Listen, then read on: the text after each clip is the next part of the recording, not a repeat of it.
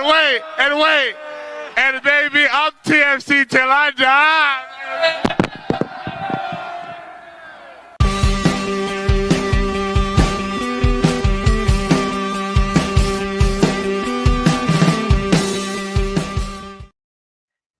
We are 3 days away from the start of the 2025 Major League Soccer season, the start of the Toronto FC season. And once again, the boys are back. I'm joined by Jeffrey P. Nesker. We've got Mike That's me. Will joining us shortly. And we've got a jam-packed episode, some treats for all you lovely listeners. I hope everyone's just as excited as we are for the start of the season. Actually, you know what, Jeff? Let's jump right in here. Let's get right in. Let's go content hard. Are you excited for the start of the season? I'm a sicko, Mike. I mean, we're sickos. Of course I'm excited. It's exciting if only to have more Schadenfreude and stuff go on. But yeah, of course I'm excited. It's going to be an interesting year. This is the first year that I'm a Go Train boy as opposed to a TTC boy. So there's all kinds of new stuff to complain about, I imagine. And I mean, I'm sure you're aware that the MLS pundits have rated TFC about as badly as could possibly be this year. So there's a certain, desire to prove them wrong kind of thing. But yeah, I mean, they've given us a lot to smile about, especially in the last couple weeks. So let's go. Let's do it. Yeah, if we did this show probably a week ago, we'd have very little to talk about when we discuss kind of new additions in the roster. But we'll get into some of that, how the team is shaping up ahead of this new campaign. Obviously, new coach Robin Fraser at the helm, and to help us tee up this season, we've got the one and only Tom Bogert of Give Me Sport ready to join us. He'll join us shortly in a few moments here, and of course, we had to tap back into the well and bring on friend of the show, James Grossi, and he'll join us and discuss what we can expect for the 2025 version of the Reds and what fans can expect from Robin Fraser. Plus, we're going to get a TFC2 question in there. Oh, for sure. We got to squeeze. I got my Arsenal question ready to go. I'm really impressed. I thought I was going to have to read Mike's spiel for the opening of the show, but you're winging it and you're kicking ass, my friend. You are coming in hot.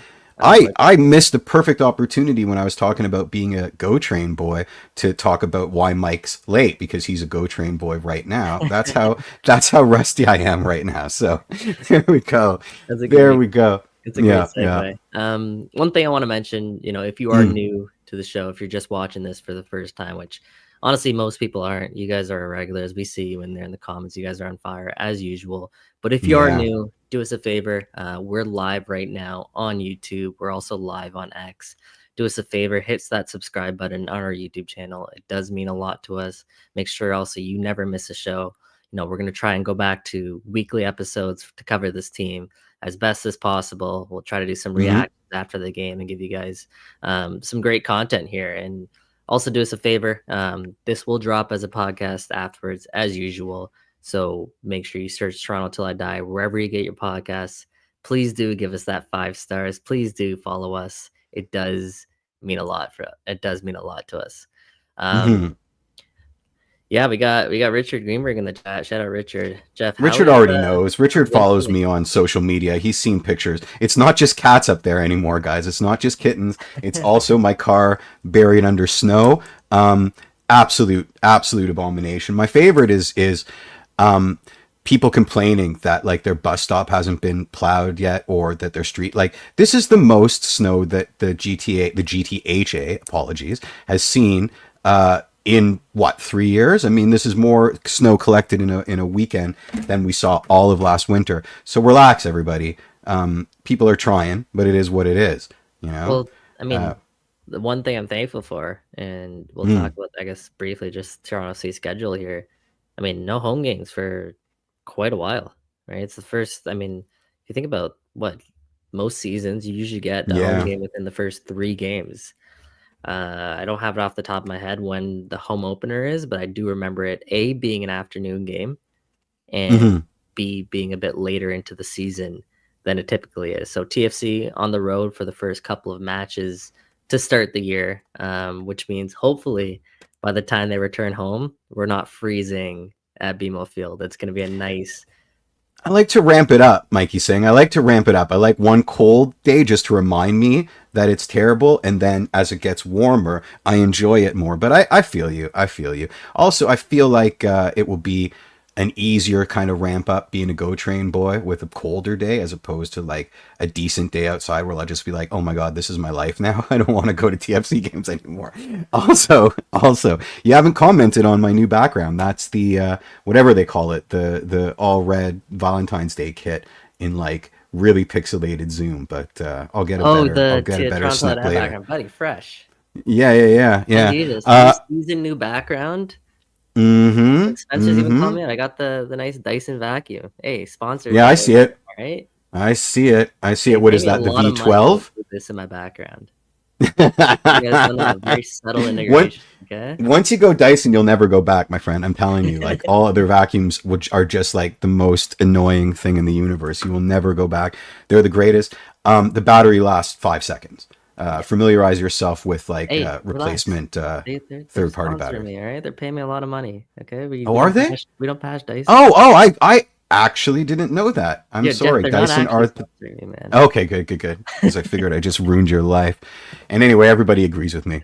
Matt, why would I give an Insigne rant? Who is he? I haven't seen him in any of the socials. I haven't seen him on the TFC jersey stuff. I haven't seen him on the fun social media bits that we're doing. He doesn't exist, I don't think. Can we just talk about how funny this is? Like, can we just talk about that $15 million elephant in the room? Like, every single piece of content that TFC has released. And let me just, how much do I love that, like, maybe 5 minutes after everybody was screaming about the social media not doing anything, they've just put out this full court press where it's like 100 pieces of content every 5 seconds. It's absolutely fantastic. But yeah, like by omission, it's like the ghost of that contract, the ghost of that player is just hanging over it. But like, as an editor, I can tell you how difficult it is to do what they've done, which is to completely remove him from all traces of the club's identity. Like, he's not even caught in passing, you know, like you're not even seeing a flash of the guy at, you know, when, what was it? Cozy Short Shorts was celebrating his birthday on the most recent Marbella one. Like, he's not there. Short Shorts. He's not there. And, Terts, I was going to mention I mean, it was a little cheese. It was a little cheese. The Matty Alonso. Let's just go to this tapas restaurant in the middle of Marbella that was completely not pre-booked for us or anything. But like, you know, it is what it is. I enjoyed the content. You know, everything's a bit backwards. Like, you know, announcing Beta and Harris today when we've known that they've been there forever.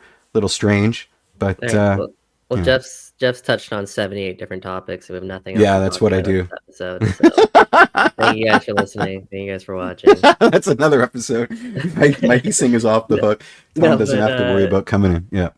Let's talk a little bit about Lorenzo. Obviously, that you know, people talk about new head coach. People talk about some of the new signings.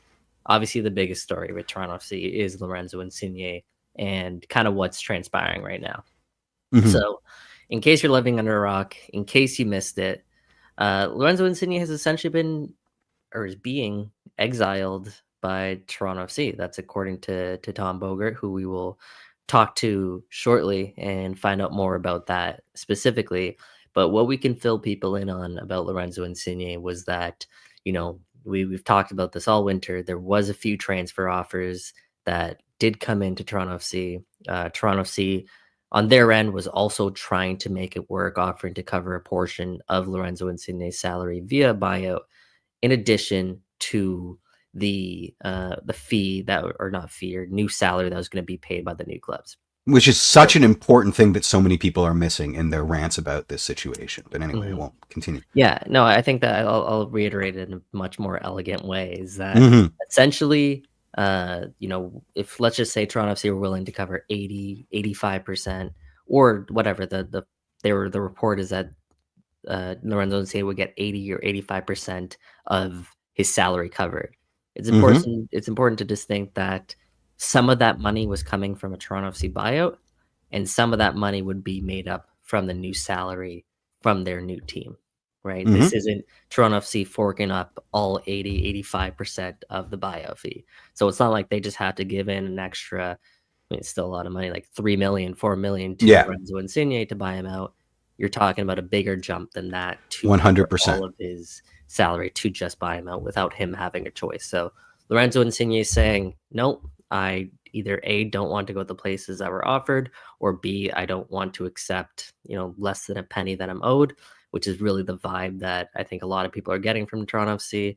Mm-hmm. So Toronto FC, as we've seen glimpses of in preseason, they're playing hardball with Lorenzo Insigne and saying, you're not going to be promoted by us. You're not going to be, we'll see what happens, but it sounds like he's not going to be involved with the team in really much capacity. Let's see how much he exactly features, or if he features at all. So I think that's... There you go, Turts. We aim to serve. Turts is just saying that's a key clarification that I didn't know. Thanks, Mike. I have notes on that as well, but I also was not... I assumed that it wasn't just like when someone says TFC is going to play 80% of the buyout. I assumed that it was a collusion of both TFC's money and Team X's money, right? Very important detail. Yeah. Yeah. So Lorenzo Insigne would leave X amount of dollars on the table to play at a club that maybe he didn't want to play at. And look, I think the reality is that, as we've talked about, Lorenzo Insigne at this point in his career does not want to it doesn't, the passion for football may not be there, but to help us talk a little bit more about this, and someone there he who's is, more insightful about this than you and I are, let's bring in the one and only Tom Bogert of Give Me Sport. Tom's gonna go no camera today because Tom is obviously breaking scoops. He's working hard behind the scenes, but he's gonna get us and he's not wearing any pants, so that's just probably that too. Yeah. What's going on, fellas? What an intro! What an intro! I haven't been accused of not wearing pants a couple of, maybe not the first time. Tom, do you use StreamYard often, right? Are you aware that like the male avatar, when you sign into StreamYard, is basically the spitting image of you? And I laugh almost every time it happens. Yes. Yeah. I honestly, it took me a few times. I was like, oh, this is standard for everybody. I love this. We're taking over.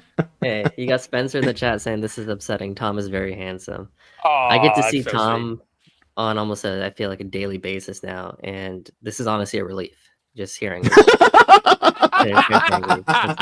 It's a nice change up. So for radio, huh? yeah, you get a nice face for radio. No, but seriously, thanks so much for taking time out of your day. You wrote the article on Give Me Sport. You've been all over this Lorenzo Insigne saga really from the jump this offseason. And one of the things that you had kind of touched on, alluded to, was the fact that Lorenzo Insigne may not be a part of Robin Fraser's plans to start the season and may actually bench him, which obviously is super rare for a DP, especially ones that are paid at this level. How do you think Toronto FC are going to go about handling this situation? Any more clarity we can get on this? And then the second part of that is, do you think that impacts maybe future negotiations for Toronto FC when they look at star players, and maybe star players looking at Toronto FC as well? So Mike Singh stole Mikey Newell's question. Just letting you know. Second part of that question is an easy no for me, because I think you look at other players and you would hold up Insigne, like in negotiations, if you're a big time player, and why do I deserve this contract? Hey, I know you guys have been burned before. I'm going to be better than that player. I'm going to care more. All this, right? Like, I don't think that this is going to be a negative reflection on Toronto in any way. So going to the first one, this is the job for Robin Fraser. And I don't doubt that he's coming in and saying like, hey man, like, it's a new regime. I didn't sign you. And you can read between the lines. They don't really want him there. Right. And I think he's going to be pretty clear about that. One of the things that Robin Fraser is excellent at is communication, is establishing the locker room and the culture. That's why he was hired, right? For as much of his tactics and everything else, this team needed a culture shift. And that's why Robin Fraser's here. And it starts with Lorenzo Insigne. Again, both the front office and the coaching staff were hopeful that an exit was going to happen. But they knew in the back of their minds it wasn't guaranteed. And so now we're here, and there are going to be difficult conversations. And let's see if there's anything competitive still with Lorenzo Insigne for here about, okay, I'll win a spot back. Or the other side is, okay, this really sucks. I'm going to get out of here. I'm Lorenzo Insigne. I don't need to be. So I think either way, that would be positive. It's not the most ideal outcome, because the most ideal outcome would have been he took one of the several offers on the table that Toronto brought to him, and he left, and they could have signed a new DP. But here we are, and they got to make the best of it. If I could just follow up quickly, one of the things people are wondering is, okay, it's been reported out there, obviously one by yourself, and I think it's pretty safe to say it's dead on, because I've heard the same. I think others have heard the same. Is that in combination with the buyout plus the projected salary that he'd make, they're close to that number that Lorenzo Insigne is currently making. Why can't Toronto FC kind of get to that point where they're just they make up the difference? Like, why not an extra few million? Is it a cost thing? Is it something more elaborate than that? Do you have any insight into that? I know it's a complicated thing because buyouts in general are super, super complicated and not really transparent. So I'm not sure if I'm putting you on the spot here, putting you in a tough position, but is there anything that you can say on that? No, that's a really good question, and it's honestly it's where some fans have gone to, and right, and like I've used the phrase of the vast majority, right? That's not all, and like even if, let's say the number's 80%, let's say the number's 85, 90, 75, right? Like even at that, he's got a lot of money left on his deal. Yeah. So maybe the idea is, hey, we will sanction X amount of dollars. Want to be very clear, I'm being hypothetical. But it would make sense to me if ownership said, okay, yeah, we will sanction up to X, and then we will give you X for a new DP. I'm assuming, again, complete assumption, hypothetical, if they completely bought him out, well, that's the budget for the new DP. So at that point, what's the point? And trying to work with Insigne to land him somewhere, again, like his camp was very clear with Toronto. We want to go back to Europe. We don't want to do the Middle East. Because in the Middle East, I don't think that they would have an issue getting up to 100% between Toronto and a Middle Eastern club. But Insigne didn't want that, and that's totally cool. I don't blame him at all. If you want to go back to Italy or Turkey or Spain, go ahead and do that. But you might not make every single dollar that you had on the contract. So we'll see if he's coming off the bench on a Tuesday night against the New England Revolution on the road. Maybe this will be like, hey, man, maybe I don't need every single dollar in this deal, and TFC will get to revisit this in the summer. I mean, yeah, like I can't think of any intrigue, with DP in this league that's gone this sour. I can't. I don't know if maybe you can scoop me with, Nope. Tommy Scoops. Yeah. So, I mean, is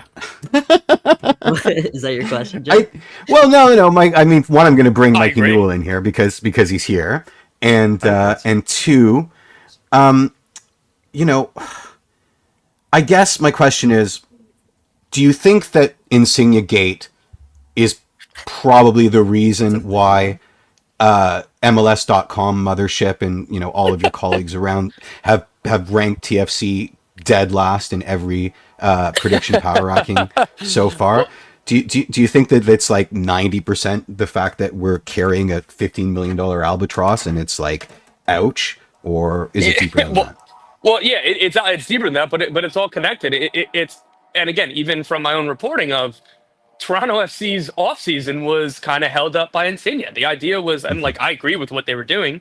Hey, if we can get Insigne out, and that's our goal, that's our hope.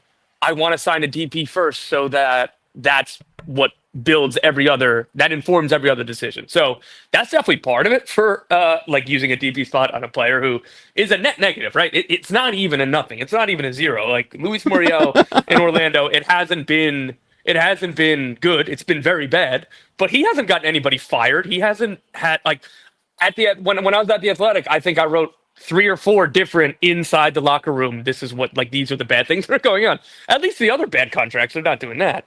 And so it's that combined with, well, this was a team that, particularly down the stretch, really struggled. You see the issues in the roster in and of itself.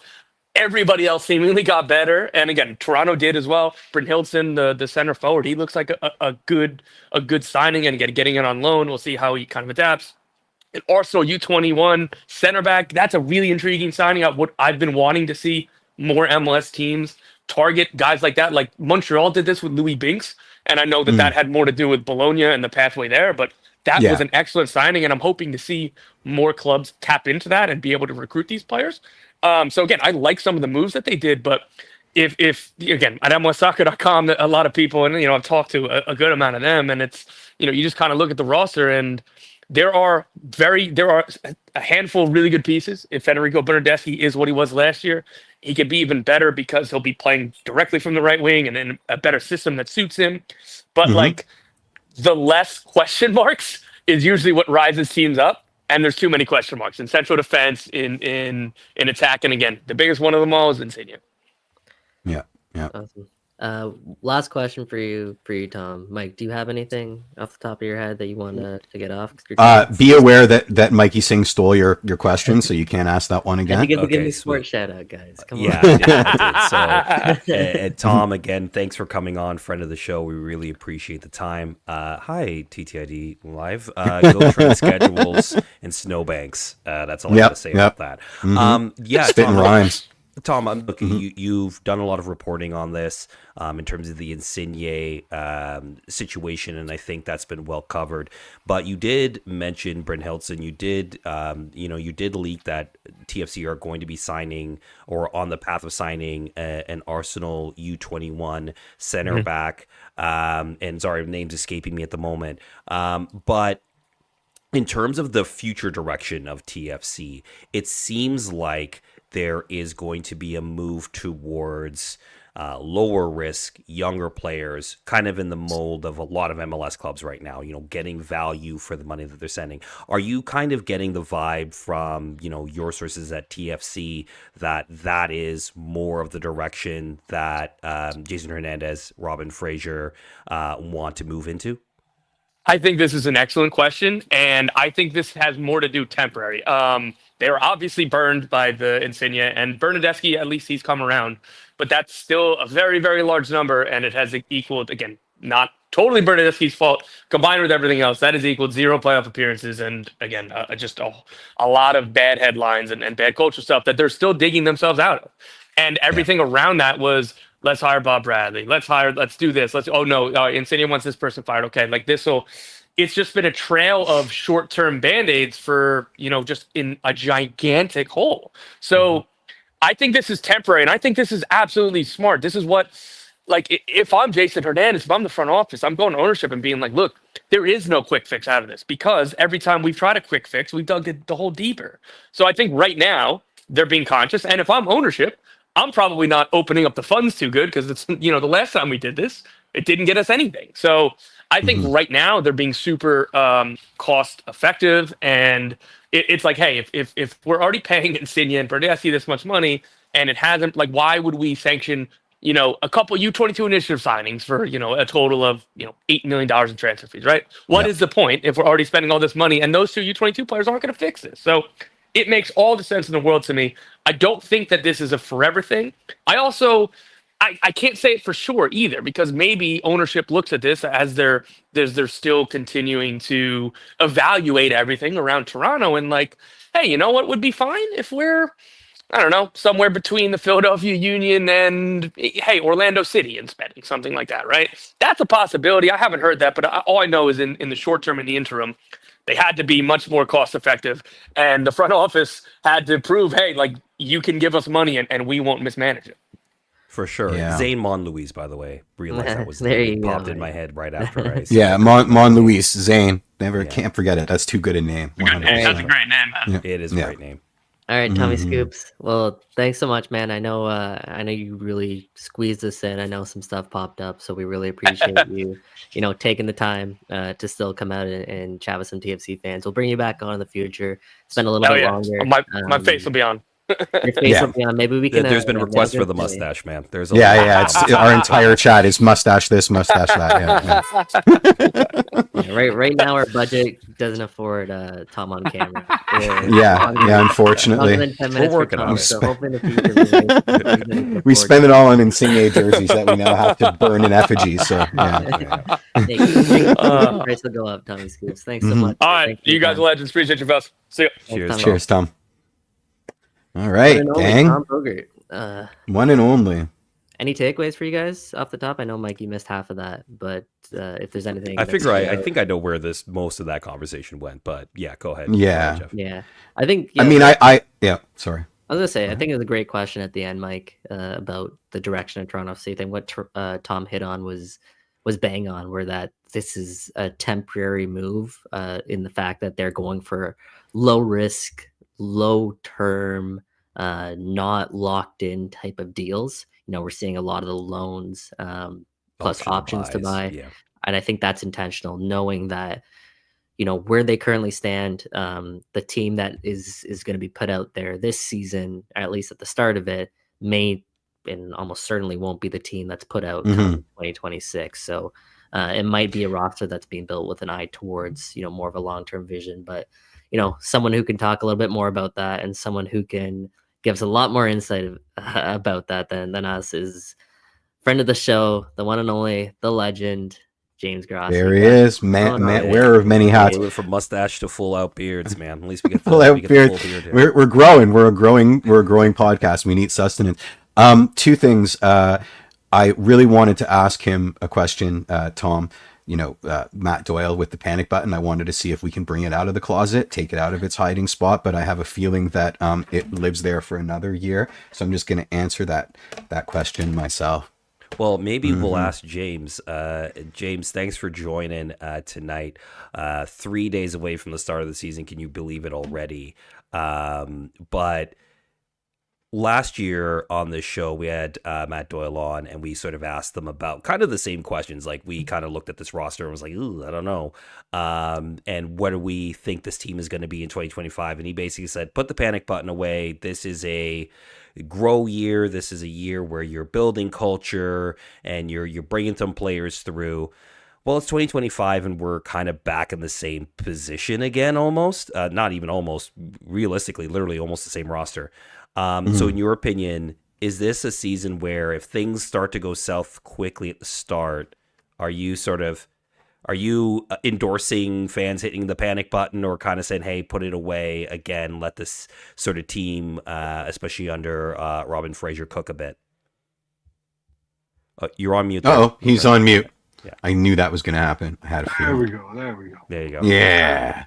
Of course, I got to apologize for the beard, gentlemen. It was this is my shaving getup. I've been outside for like 24 hours in the past week, so I figured I should keep it, just protect the face. Yep. Solid move. It looks good. Baller move. Absolutely solid move. All right. Yeah. Honestly, I don't even want to think about that possibility, and I think that we're not quite there yet with this side. You know, one of the reasons that they brought John Herdman in was to rebuild that culture, and the first season under a new coach is always going to be a little bit of that, figuring out where you're going to go, what pieces you can keep, what pieces you can use, what pieces have to find their way out the door. And so Robin Fraser coming in is kind of not a panic button, but it's a reset button again. And we find ourselves in that same position right now where, you know, we don't know, and the lack of preseason games that we've gotten a chance to see, the lack of sort of opportunities to really dig down on what they're going to do this year has left us with tons of questions. I couldn't even tell you what formation they're going to play necessarily. I have an idea of what the starting lineup might look like, but that's sort of very much up in the air as well. We have this whole Lorenzo thing going on right now, which is just very much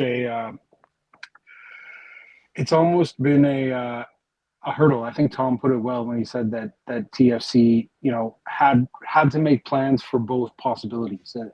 And I think that's been a real cause for the lack of movement we've seen in this offseason, was just For sure. If Lorenzo is going to leave, that opens up so many possibilities if he's going to be here, and you can't pull the trigger on either one until you know how that's going to shake out. So yeah, I really wish I could say that everything's going to be fine and all that sort of thing, but we'll find out. I think is basically what it comes down to for me. And I don't hate that. We've talked a little bit about how MLS is changing, and you don't have that summer grind anymore and that late season push. But TFC still have. I was looking at the schedule today, and there's still that first 10 weeks where it's just one game a week, and the first time they really get into that crunch is going to be the derby against Montreal in the Canadian Championship. That's their first midweek game. And so as much as preseason seems to have been interrupted, and I can almost, well, I shouldn't say guarantee, but I'm expecting that the roster that we're looking at right now is going to look very different in 4 weeks and 6 weeks and 8 weeks. So they have some runway to figure things out over this first little period before things get really critical. Yeah, this feels like an audition. I mean, I wanted to say that when we were talking about these short-term deals, right? They're bringing in more bodies to see who sticks. But my question for you is it's much more about vibes. This is so weird. Like this situation is really, really weird. It's weird for MLS. It's weird in global soccer.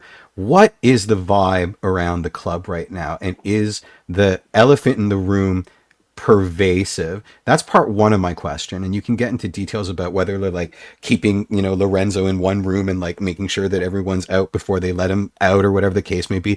And then the other one is what TFC Live is pretty divided on playing the blame game here, and there's certainly a sentiment among the fandom that the club did the wrong thing by going scorched earth on Insigne to this degree, with respect to now his market value is cratering even lower because they're aware that there's a problem. The player is unhappy, etc., etc. All of the things that it seemed like TFC was putting on a brave face for, in an attempt to sell the player, they've kind of now abandoned to sort of put the blame on the player for lack of movement in the transfer window. Do you think that was smart, or do you think that it was just an eventuality that had to happen considering where everything was? On the first part, that was a lot of questions for me to get. Yeah, I'm sorry. I'm really rusty, James. I haven't done this in a couple of weeks, so I'm like lost in space here. I'm totally with you. On the first part, we don't really have a lot of clarity into what the day-to-day is sort of looking like. I think, it's never a nice part of the game when there's this contract stuff that sort of comes into the environment that a team is creating around them. We don't know, judging by the social media stuff, as you mentioned, it does look like Insigne has been, wiped from the face of the earth. But it's crazy, man. It's crazy. All of these guys are professionals, and they all know that this contract stuff is always in the background, and it's always a part of what's going on. And TFC have dealt with a fair bit of drama over the past couple of years, so there are no spring chickens when it comes to coming to work every day and not quite knowing exactly what's going to be in front of you. And part of the effort of a club and building a team is that sort of learning to roll with the unexpected surprises that this life can throw at you. So I wish I could tell you that he's been banished to his suite and he's taking his breakfast by himself, but we really don't know any of that. And just based on past experience, I wouldn't think that anybody within the team would let this external contract thing necessarily affect how it is that they're interacting with each other.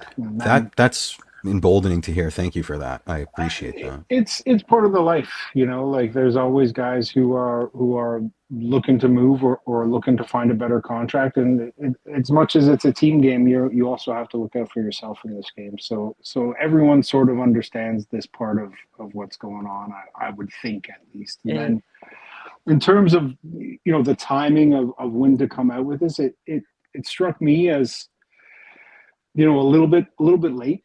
I think if you were going to do this and try and force them out the door, like why didn't we hear this in January? Make it super clear just as the transfer market was opening that he didn't have a place here and it would be better. I'm sure behind the scenes they did, and this is just, it coming out into full view for all of us. But if you really want to burn that bridge, I don't know what that extra 6 weeks buys you necessarily. I think it actually makes it harder for him for a solution or a resolution to be found than if you had done.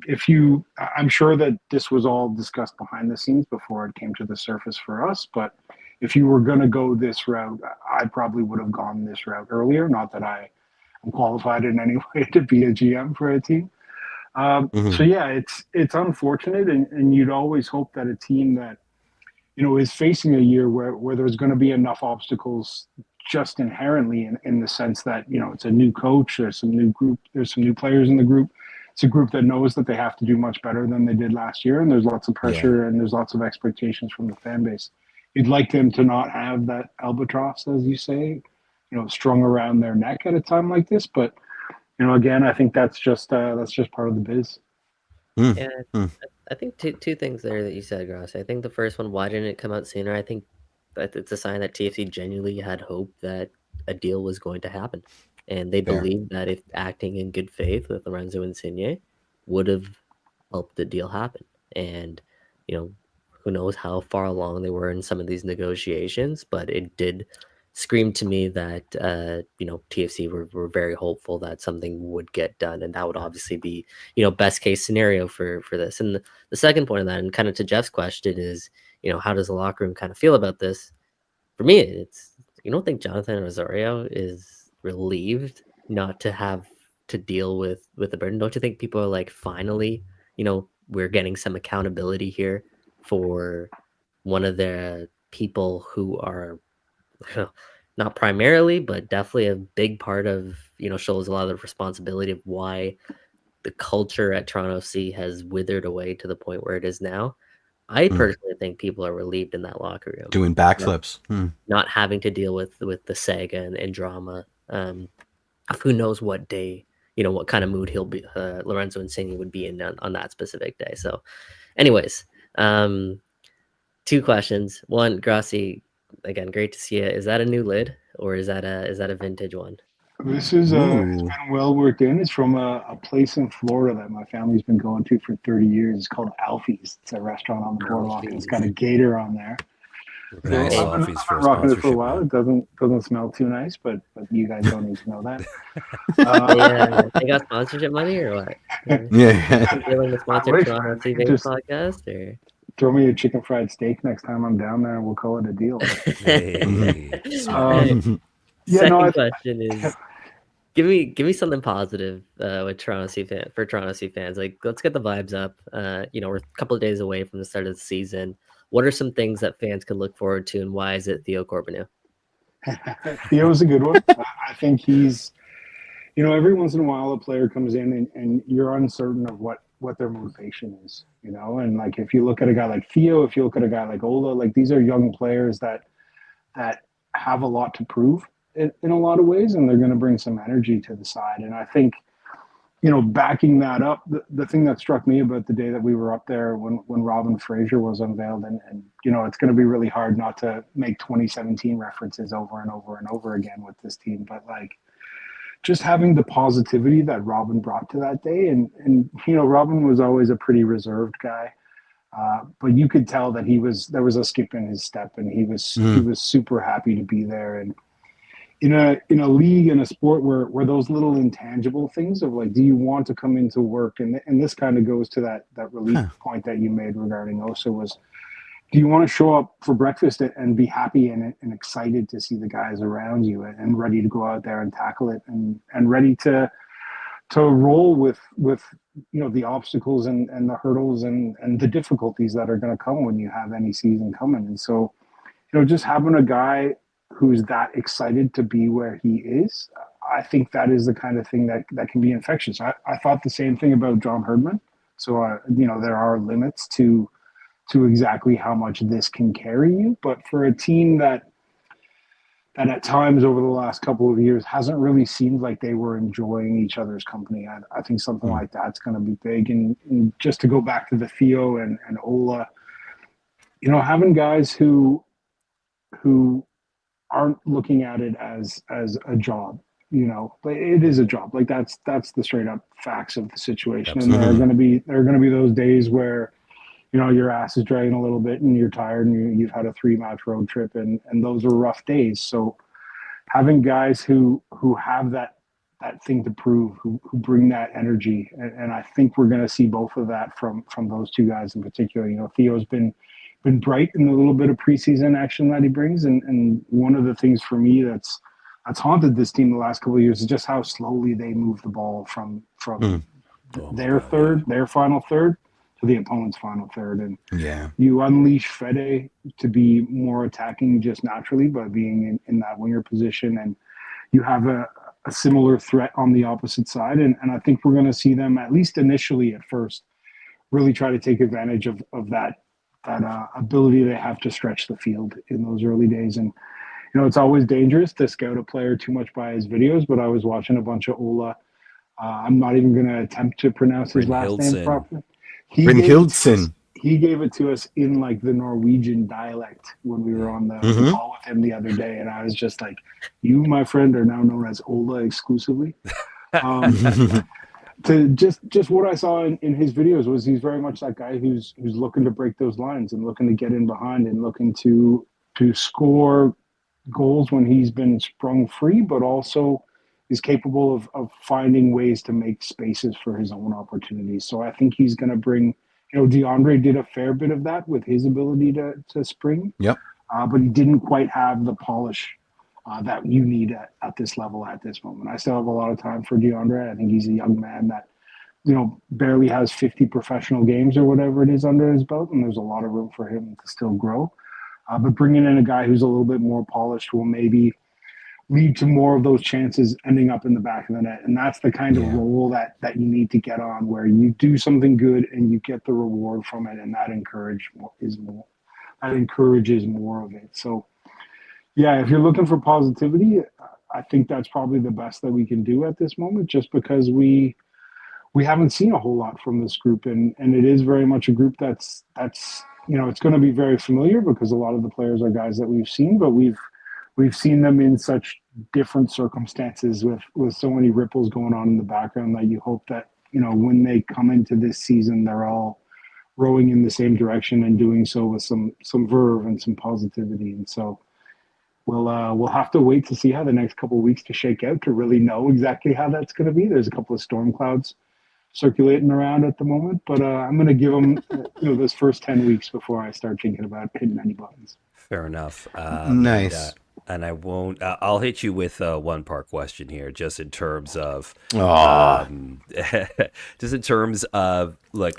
I think you mentioned a couple times, and I've seen this just in terms of the press around the team and things like that. There seems to be even more this season a lack of sort of access to the team. Now, obviously, they were in Spain for a bit. They've been in Florida for a while now. But leading into the start of the season, again, just looking at it from the outside, it seems that there has been a lack of just basic knowledge of like, what formation are we going to play? Like, what are the general tendencies of this team going into the start of this season?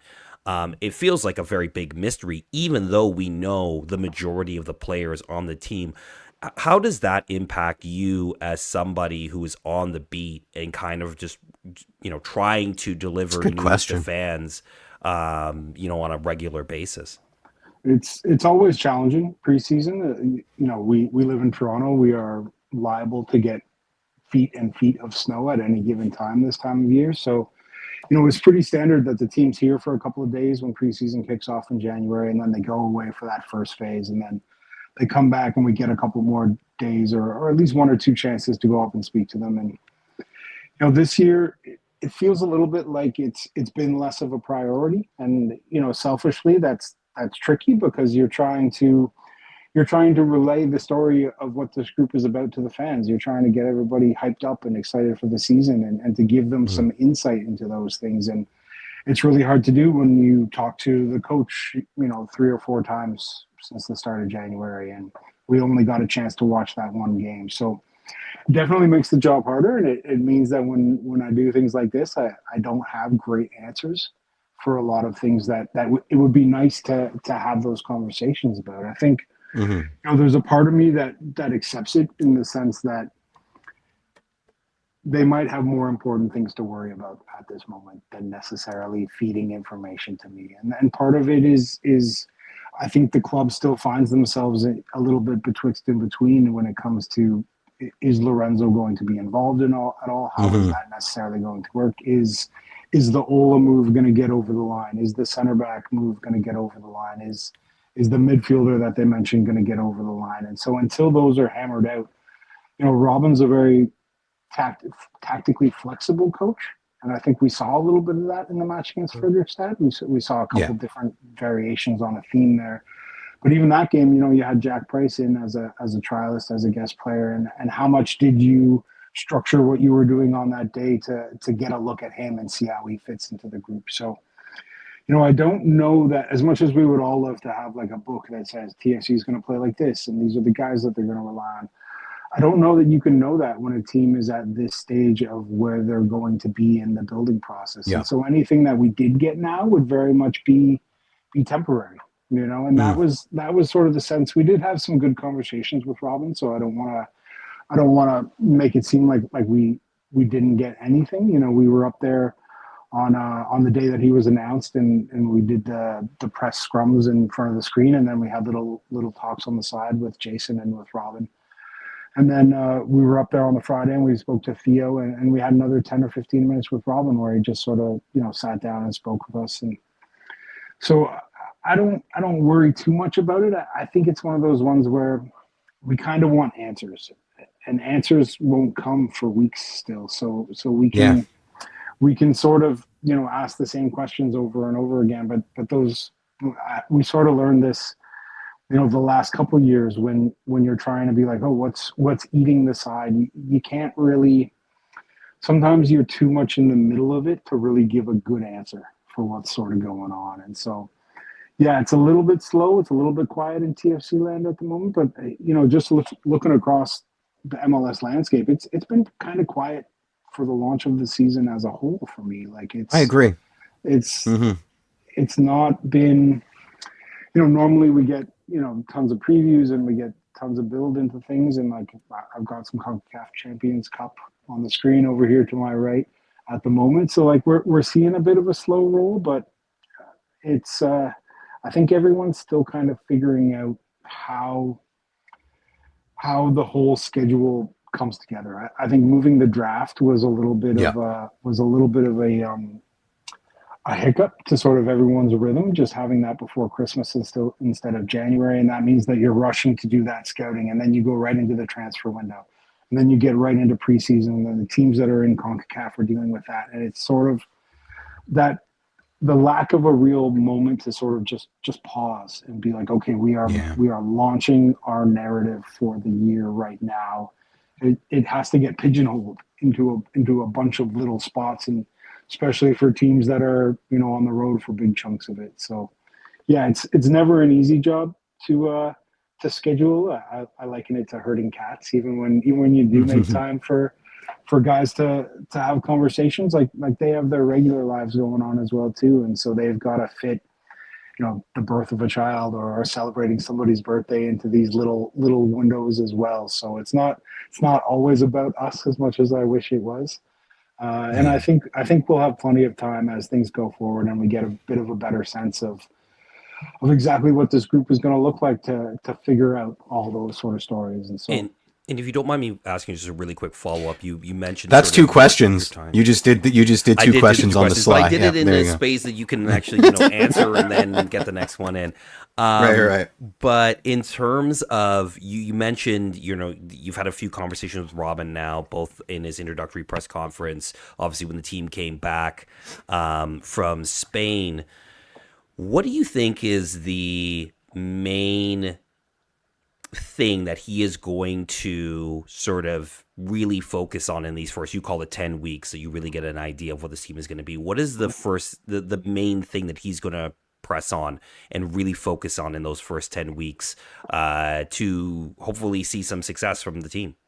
I think, this is speculation on my part, but I think it also makes a good amount of sense. And it's something that both he and Jason mentioned at that introductory press conference, was that, Robin's a defender by nature. And this is a team that over the last couple of years has given up just way too many goals. You can't win games if you're giving up 2.5, two and a half, 3 goals a game. And so I see this first little while. And, somebody asked me the other day what I thought, TFC's starting 11 would be heading into this game in DC. And I think you're going to see them be conservative, especially with the fact that they're on the road for these first couple of games. So I think you're looking at, I don't know if they're going to go to a 3-back system right away, but I'm pretty sure that we're going to see a 3-man midfield in some way, shape, or form, whether it's somebody dropping off the top to tuck in, whether it's, if the play is on the left side, then maybe we see Fede drop into midfield to provide that extra body. If the play is on the right side, you see Theo drop. I think they're going to be focused on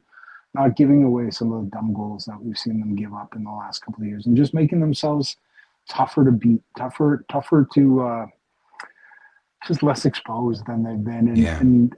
And we know that they need a center back, and I quite like the mix of center backs that they have. Kevin Long is 34, 35. I don't know that you can rely on him to be fit. He was a trooper last year in terms of largely being available for much of the year, but I don't know that you can rely on that heading into a long year.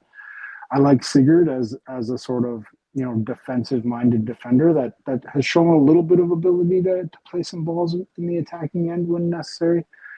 Gomes kind of gives you a nice mix of both with his defensive instincts and his ability to play some passes, and also the speed that he brings to that back line maybe allows you to play a little bit. So, I like the building blocks that they have. You have Wingo, you have Petretta and Rishi Larea who can slot into a back three if need be in sort of a pinch and be a little bit of a hybrid in that role. So I think for me, that's got to be the focus on this in these road matches. Just learn how to be protective of yourselves and learn how to not give the game away before it's even really begun. And, for me, that's sort of been the story of this TFC side for the last couple of years. I don't think when they're playing well, they're that far off the level. It's just too many times a good 20 minutes ends up with the other team scoring a goal on their first real half chance. And then it all goes out the window and the heads sink. And that fragility that John Herdman would talk about starts to rear its head. So I think that, that for me is order one is get that sorted out and just don't be your own worst enemy when it comes to letting the ball get in the back of your net. Yeah, I mean, if you watch the all for one that dropped earlier this afternoon, I mean, that's all we were hearing from the gaffer was, attackers have to defend. We've got to be more defensively resolute. So I would agree with you. I think the focus will be on there. Speaking of defense, can't believe I'm going to say this. As much as I love this idea that we're going to sign someone from Hale End, a U22 Arsenal player, doesn't this block the guys that you've been, vouching for quite a bit? The lasers, so to speak, and is it smart? He loves that name, by the way, Laser. Yeah, Laser, love that name. He's got lasers, but and again, this is not coming directly from my brain. This is something that's been around the socials. Isn't it putting a roadblock in front of our guys? Perlman and Laser, yeah. There is a hint of that Shaquille Marshall-Ruddy problem that Jason Hernandez mentioned before of if you believe in a player, why are you bringing somebody in that's going to mean that their minutes and their opportunities are even lower? But at the same time, if you think that a player is not ready, then you'd be doing them a disservice by leaving that space open for them.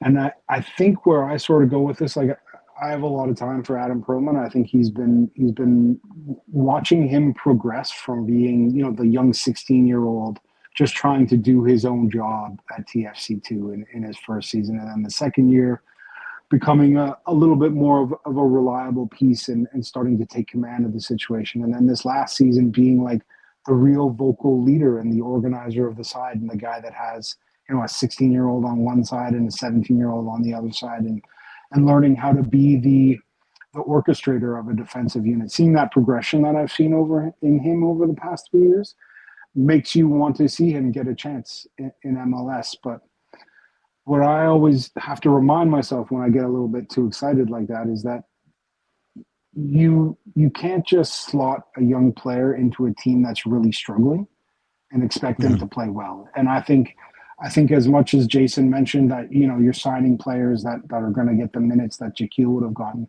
part of it too is that if the team is struggling, you can't really throw a young guy into an ill-defined role in a team that's sort of shapeless and struggling and expect them to excel in that. Greg Venny used to say this all the time, that he didn't want to throw 3 or 4 young players out there at the same time because they need that structure around them in order to be allowed to just focus on doing what they need to do in a situation. And so if I look at what TFC have been the last couple of years, do you really want to throw a young player into that situation? And so, I don't know exactly what they're planning on doing. I saw that same social bit of information that you mentioned, Jeff. And, I don't know if a loan is an option. TFC haven't done the best when it comes to finding loan opportunities for their players. And, some of that for me is that question of, is the player's development better served by staying in-house where we can monitor them and they can be a part of the first team and they can get involved and get their actions at TFC2? Or is it better to sort of throw them out and not know exactly what every day is going to look like for them, not have that close proximity? And so that's a trust thing for me. You have to have some trust in where you're sending the player.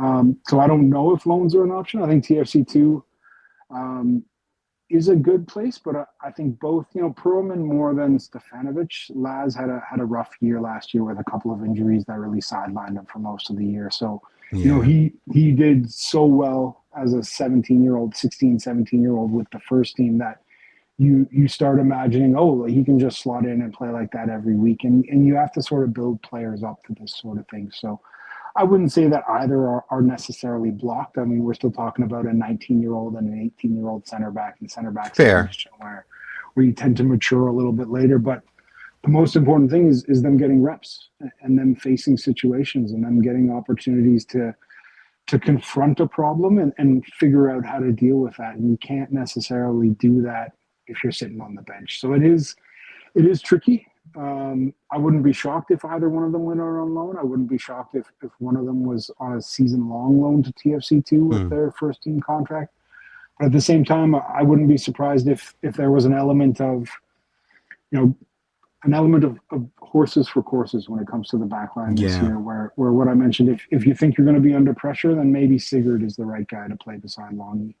If you think you're going to see a little bit more of the ball and you want to play a bit of a higher line, maybe Nixon is the right guy for that situation. And then for Adam and Laz, you sort of have that benefit of keeping them active, and the one who's in better form can then become available for the first team if a spot opens up. It's tricky. We all want to see these guys succeed and play every minute and make that jump to the team. But it's, I always say, and I was talking with somebody about this the other day, that we all celebrate that first team contract and we think that that's like a massive achievement, but it's really just the start of a career. That's when the real work sort of starts. And so I don't know if you watched the Saturday Night Live hoopla around the 50th anniversary, but that was a constant refrain where it's like getting the gig is just the beginning. Then you have to get your sketches on every week, and have to every week you're basically auditioning and that sort of thing. To me, it reminds me of I think it was the CPL commissioner who said it, and I think it was about expansion. We're not going to do it unless we can ensure that it will be successful, which is just gobbledygook. Like, if you could ensure that every decision you make is going to be successful, nothing would ever fail, right? For me, I'd almost prefer, or nothing would ever happen. Yeah. So for me, I'd almost prefer, especially considering that Jaquil is so fresh in the rear view, and we've had this admission from the front office that they effed it up a little bit. I don't want to see them sitting on their hands. And to me, having Longy in the squad as a veteran that can impart some real hard-won knowledge about, how to play in that position, I think it would be criminal to not give them at least some minutes with Long to kind of blood them in or that sort of thing. I just don't want to see this club sitting on their hands blocking people, because let's be honest, as much as I like Arsenal, this guy is at the tail end of U22 and still hasn't had a sniff with the first team, right? So, it's kind of like it may be a bit Euro snobbery here. That might be tough on Zane Monlez. I mean, you're trying to take out William Saliba and Gabriel. Like, you're not exactly going to be. You don't have to tell me how good Arsenal's defense is, buddy. I know. I'm just.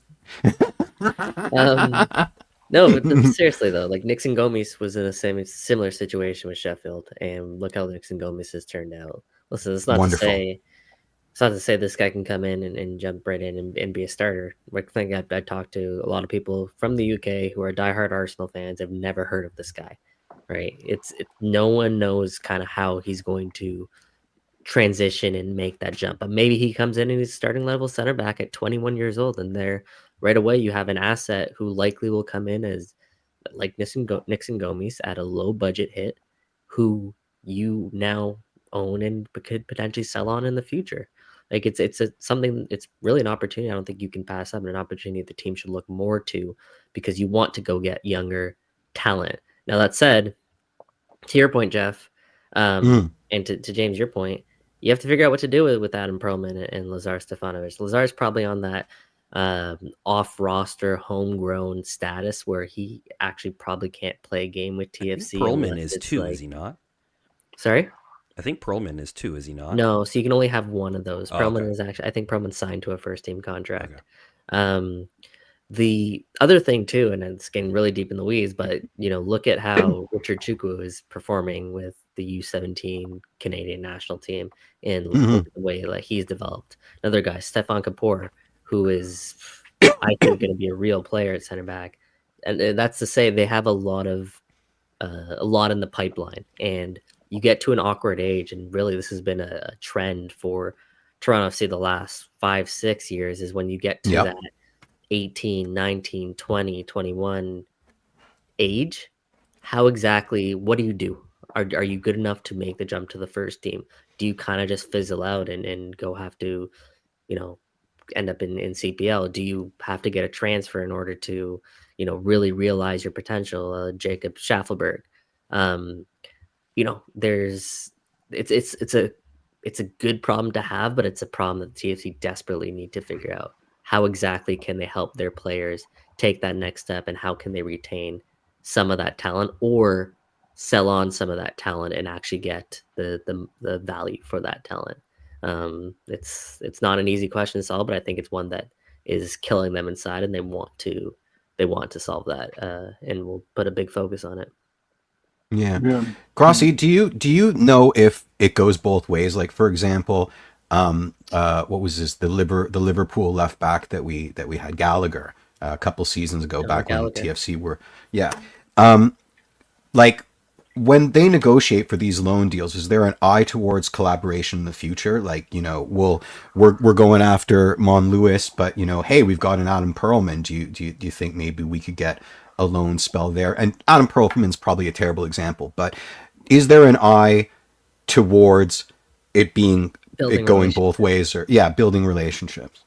I think every one of these situations is about having those opportunities. And as much as we look at it as like, oh, this big club and that big club, so much of it is who knows who, and who has whose phone number, and what conversations can you have, aside from the whole formal, write an email to info@torontofc.ca and try and get a hold of you. That's how all the transfers happen.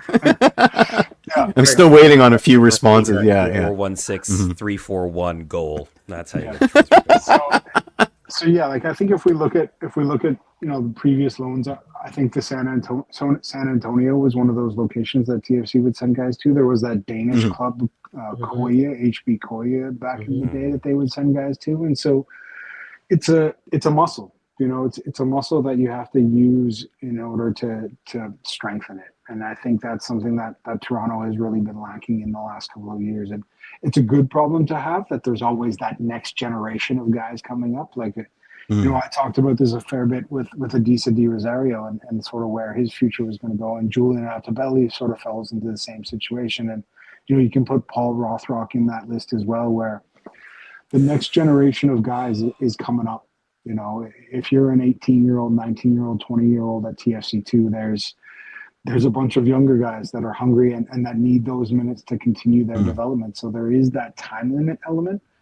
The question of how you monetize that necessarily with the immaturity that we sort of have in the transfer market here is tricky. You're sort of, you might have to be content at the moment for producing those guys and having the opportunity there, and figuring out how to how to turn that into a business opportunity is something that might come further down the road. But it is one of the perennial problems. So you have Adisa, and then you have, Nate Abraham, who was with the Canadian U20s previously, who's doing really well. You have Dominic Kantorowicz, who was with the U17s right now.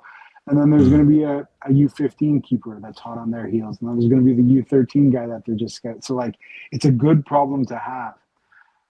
But I don't know that the market for selling on a 17-year-old, an 18-year-old exists quite right now. And I don't know that MLS necessarily has the mechanisms to monetize that in a way. Like, these guys aren't on first team contracts.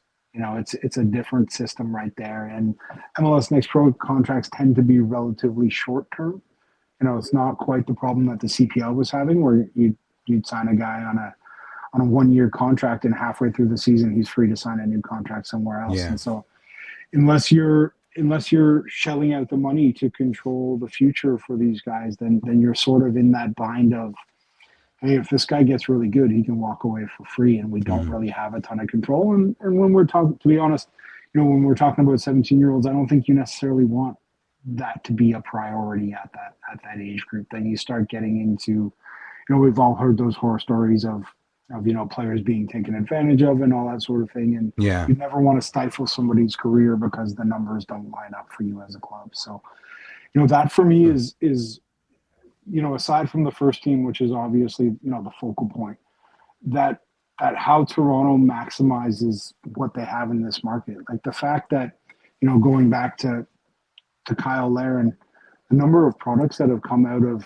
the TFC catchment area that have not been a part of the TFC system has got to be concerning for you. And I don't doubt for a second that Toronto was aware of all these guys, but whether it's through the draft, whether it's bringing them in to get them under that homegrown label, we haven't quite seen enough of them spotting the talent in their own backyard and finding a way to make things work for them here. So, I think the priority is got to be the first team and turning that back into a going thing this season. But, the background work of how do we make sure that we're producing players, and then how do we make sure that we're finding all the best players in our region is kind of the work that the club needs to focus on when they're not focused on winning on Saturday, Or trying to figure out how to offload $15 million from the payroll. Anyway, we're not getting into that conversation. We've already been there. That's great. James, thank you. He's taking his breakfast alone. Yeah, exactly. That's James, we heard it here first. Joining us. If you want, you're a friend of the show. We love having you on. If you want to stick around and watch us make really bad predictions for the 2025 season, feel free to do so. Oh, I definitely am. All right. Let's go into the part that all of our listeners love to watch. Us make really bad 2025 predictions. So let's start, before we go into the season, maybe let's just start with Saturday. So Saturday, season kicks off against DC United in Washington. I want to make a really quick shout out to TFC on the road. Hold on. Oh yeah, okay, sweet. Yeah, do it. Dude, it's going to cover all our faces. There you go. But TFC on the road. Thanks so much. I'm actually going to the game on Saturday. I'm getting on the bus. I'm heading down to Washington with the group. So I'll be there in DC. To watch that game, freezing in the cold. That will be a lot of fun. Shout out to TFC on the road. Always want to support, companies and groups that are they've been doing it forever.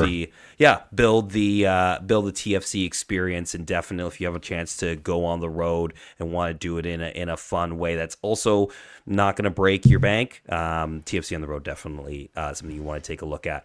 But hopefully the three of us get to do it.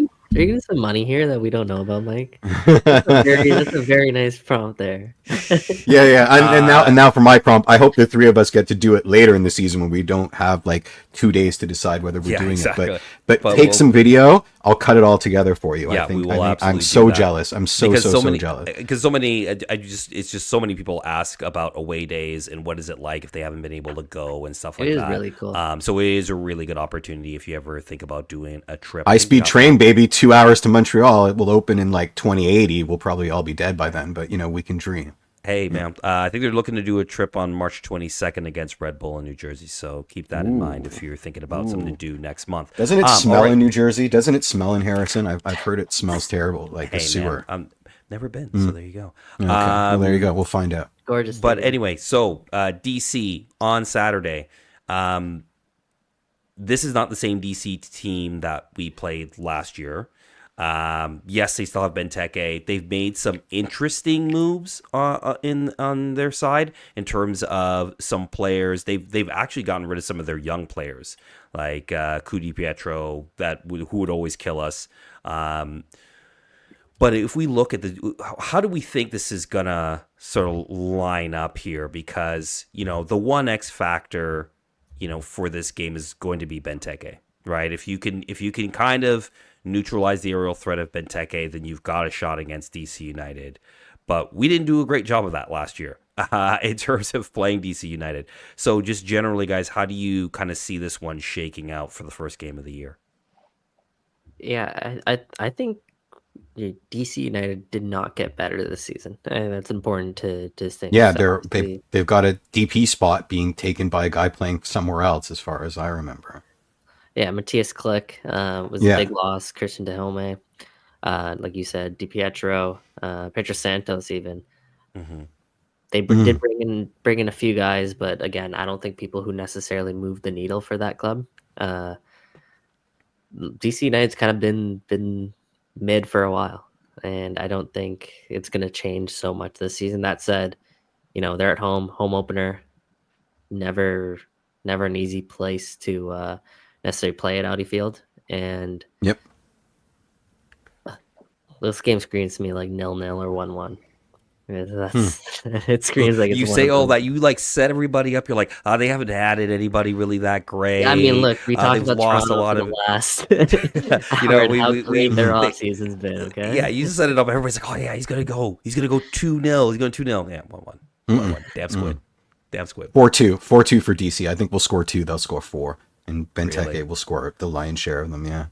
I'm going. You know what? I'm going for opening day win. It's been a while since we've had an opening day win. I love the vibes, guys. And I love the vibes. Was it 2019 that was the last time that we had an opening day win on the road? On the road. 2020 is a weird situation, so I don't know how we want to count that. But yeah, let's not, so that I'm right. So I do believe 2019 was the last. I think 2020 was also a draw on opening day.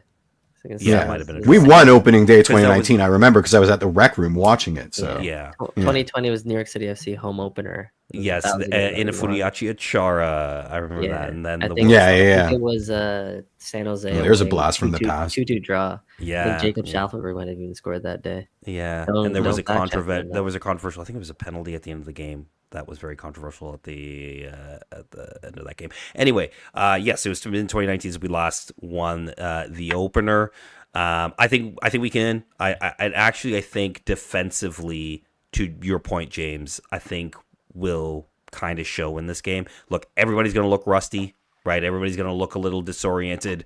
Look like they haven't played football together in a very long time.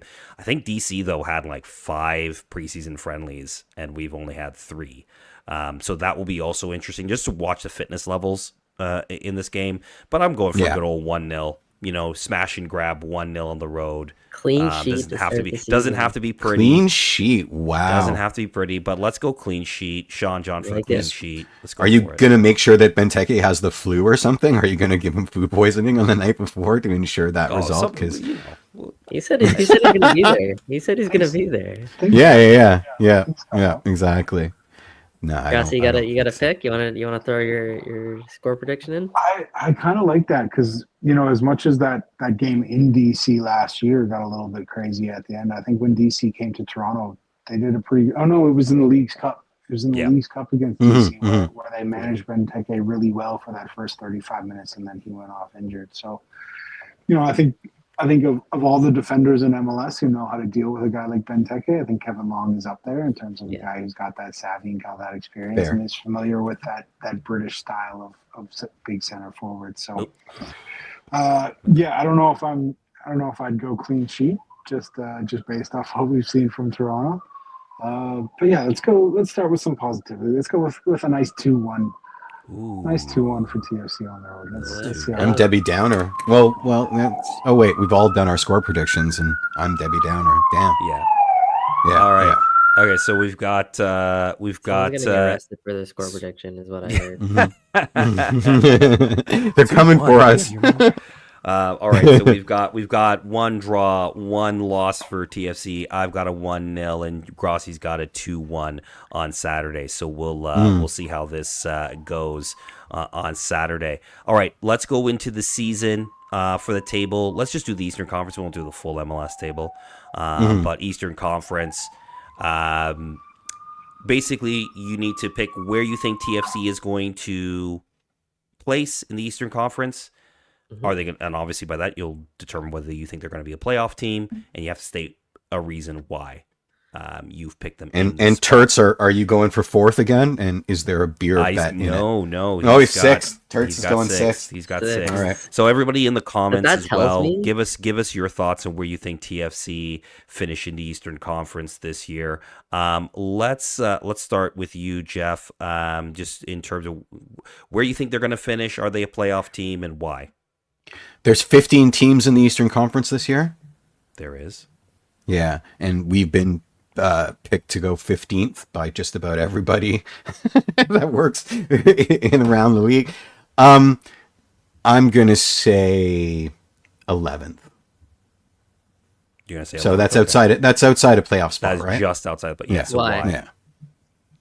Yeah. Because I think we're gonna do better than 15th, but I do think that this team. It's a safe. I don't want to cry, so I'm saying 11th. I think I'm protecting my emotions. Yeah, 11th. Okay, So- Mr. Singh. The vibes kind of dampened a little bit when Terps actually picked sixth, because what that tells me is he believes that this team is worse than the team last year. Yep. Because last year he was all over top four. So Turks, you coming in, you picking sixth. That tells me he lost a little bit of faith, lost a little bit of confidence. We need an intervention. Look, it's again the biggest dark cloud floating over this team is Lorenzo Insigne. The way that this team is currently constructed, in order for them to really be successful, you need to have $15 million worth of an asset on the pitch. And from by all accounts, he's not going to be on the pitch. Even if he is on the pitch, how much are they going to be able to get out of Lorenzo Insigne this season? Is he going to be even motivated to play as much as he can this season? And I think if you don't have Lorenzo Insigne and you're investing that money into him, with the way that this roster is constructed, again, 100%. and they can invest that money elsewhere, then I find it hard to see this team competing with some of the other teams in the Eastern Conference in MLS that have been able to invest a lot more money into their roster because they don't have that money tied up. So for me, I gotta go 13th. I can't see them doing much better than 13th. And I'm optimistic, guys. I'm always glass full with this TFC team. It's just it's tough. It's tough to find reasoning, except for being blindlessly optimistic that this team is going to get off to a hot start because they have a new coach and be able to sustain that throughout the rest of the season. One positive, I guess I didn't mention, is no Leagues Cup this year. Yes. So they are a little bit more rested, I guess. Testify. I'm talking myself into 12th, guys. No. I know. I'm gonna go. You're an optimist. They're 13th. Okay. For me, I have last year I said they were going to be 12th. I think they finished 11th on like goal differential. I'm sticking with 12th. I think they're just the way that I'm looking at this team, similar to what you said, Mr. Singh. Like I also have to look at it from, do I look at other teams around the Eastern Conference and look at this roster and say, are they worse than DC United? I don't think they're worse than DC United, personally. I look at Philadelphia. I could see Philadelphia taking a big step back. I'd be shocked. Fair. I'd be shocked because they had a really bad season last year. I'd be shocked if they took a step back. Okay. Fair. I think they could still take a step back. I I mean, do. there's no Jim Curtin, so I get it, but I still would And be they've shocked. lost some key players as well. Yeah. They have lost Yeah. some key players. And they're all getting older, 1 year older, and a lot less mileage like on those legs. like Nashville. Like I know Nashville's been consistent, but things have changed a lot in Nashville. Unless are they? Can you be on par with like a Nashville? You know, I'm not sold on Montreal. I know they made a lot of young signings that a lot of people really like. I'm not so sold on them this season. So can we be better than those teams? Can we as a roster be better than those teams? I think in some ways we can. That doesn't can we be better than 3 teams in the Eastern Conference? Yeah. I think we can, but is it a playoff spot? No. Just for the similar reasons that Michael, you got Insigne. Until you sort that out, I don't really know how you're able to really move on. How can you compete? It's a salary cap league, and so much of it is tied up. I mean, against the cap, it's the 600K, but like we're talking about more than 600K. Right, exactly. And the discretionary money, things like that. Exactly. So until that really gets resolved, I think one way or the other, then I just don't really see that this like just looking in the preseason game, and again, it's one preseason game that we saw, but we've seen the results in the other. This team is going to struggle to score, even with Ula now on the team. You're relying on essentially one guy to stay healthy and really be the goal scoring difference. And it can happen in this league. We just talked about Christian Benteke. He almost got DC United into the playoffs last year. Henny Mukhtar, in his MVP season was like, so exactly. It can happen. I just don't know if there's enough right now. Well, there isn't enough right now because we haven't seen him play for TFC yet. So there isn't enough to say that he is going to be able to really make that difference. I hope I'm wrong. I hope that he does. I hope Theo really has a great year this year. I can see him having a really great year with TFC. Is that enough, though? And there's so much that has to go right. Exactly. So much. You've got to stay healthy. And this team just has not shown an ability to stay healthy. And it's just, until I see it, this team is not a playoff team. Grossi, get the vibes back. Tell us why. Yeah, get the vibes back. First MLS Cup champions. Are you even allowed to do this? I was about to say, are you allowed to do this? It's not, I can do whatever I want. There might be consequences, but I can do whatever I want. Hey, let's go. I'm going to say, I'm going to bring some optimism. I'm going to give TFC that 9th spot in the East, assuming that the format is kind of the same and that's a playoff spot. Because I think, with everything that's happened in the last 4 or 5 months, it's easy to forget how close they were to that last year. And as we've said, this is a group that's largely unchanged, and they will have another year of playing together under their belts. And if you look at some of the things that were hanging over the club last year, the John Herdman CSA investigation thing, even if that's 3% in the back of somebody's mind, that weighs on things. This Lorenzo situation didn't pop up this offseason. It's something that's been going on. So, they were pretty close last year. If it wasn't for a horrible last 6 games of the year, we'd be talking about them having made the playoffs. And so I can see a way that Robin comes in, some of that vibe element, some of that defensive organizational stuff that we've talked about starts to click.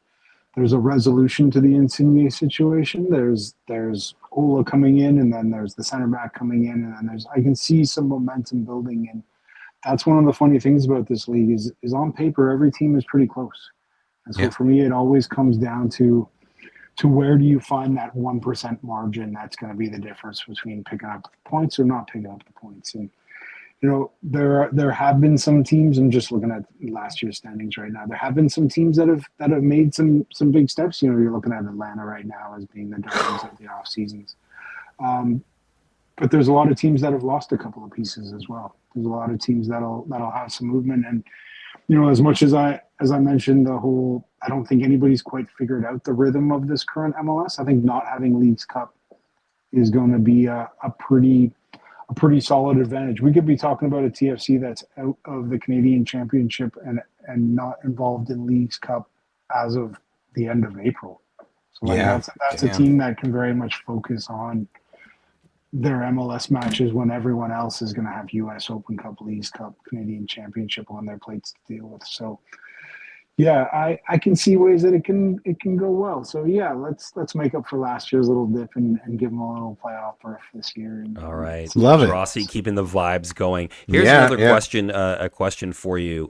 Since you did mention the Canadian Championship, and Danny was asking, do we see some silverware this year in TFC's future? I mean, maybe not MLS silverware, but Canadian Montreal soccer first silverware with the Canadian Championship. Yeah, I mean, Montreal look, first round. well, that's what I'm saying, right? Like you get the old rival right off the bat. So how do we feel about a Canadian Championship run? Is that sort of the road to glory for this team this year? Give me 6 weeks and I'll have an answer for you on that one. Yeah. I think it's way too soon. Yeah, getting Montreal in that first game, like I thought TFC's run last year with the two non-professional teams was tough to really get a gauge of where they sort of fit in the competition. And I thought they were the better team in Vancouver, and by all rights, as Vanni Sartini even said, they should have won it last year. So running into Montreal at that early of a stage sort of throws the whole competition into a big question mark for me. And would I be shocked if the winner of the Canadian Championship comes out of that preliminary round tie? Like, no, I wouldn't. And that's kind of funny in a way, but also a little bit tragic that two of the better teams in the competition are facing each other on that first day. And I know that's sometimes the way that the balls fall in these sort of Open Cup competitions, and I'm all for it. I love seeing teams get a chance to do this kind of thing, but I could not at this stage right now. I couldn't pick who was going to be better. Talk to me in 6 weeks once we've seen some action from both these sides. We'll have a better sense. But if you want me to be positive, TFC are going to win it. Mm-hmm. It's all vibes, baby. It's all vibes. All vibes. All right, we'll come back maybe next show with some more prediction options, some player over unders like Give us something to work with. Right, we got I was wondering how you're going to come up with the over unders when we're like so in the dark here. Like, maybe we'll take a week and then we'll come back with some over unders. But gentlemen, we've come to the end of our preseason prediction show, or our season preview show, I should say. Thank you everybody for watching. James, thank you for being on tonight. Also, thanks to Tom Bogert for giving us his time and his insight earlier on. Thank you to TFC on the road, who's getting me out to Washington on Saturday. We'll put together some stuff for that and show you what an away day looks like for those who haven't had an opportunity to do it. Check them out also on the socials if you want to try to get out to an away day in the future. Really fun away days are really the best days. I really mean that. They are awesome, and I'm really looking forward to this. Nice. Find us on all the socials. If you're watching on Instagram, or we may not have it up on Instagram tonight, but we hope to have them in the future. Just follow us at TTID Show. Subscribe. Hit the like buttons. Leave thinly veiled comments for me. Leave like slightly suggestive comments for me that I'll post to my socials. Yeah, absolutely. If you're listening to this the day later on the podcast version, of course, leave us comments and 5-star reviews and all that. We really appreciate that. We'll be back regular this season now that the games are on. Next week. It's crazy. We'll crazy. Have a game to talk about, and we'll see if we actually know what the hell we're talking about in terms of score predictions or not. But until then, for Michael Singh, for Jeffrey P. Nesker, for James Grossi, I'm Mike Newell. We will see you next week. Cheers, everybody. Peace. Cheers. And wait, and baby, I'm TFC till I die.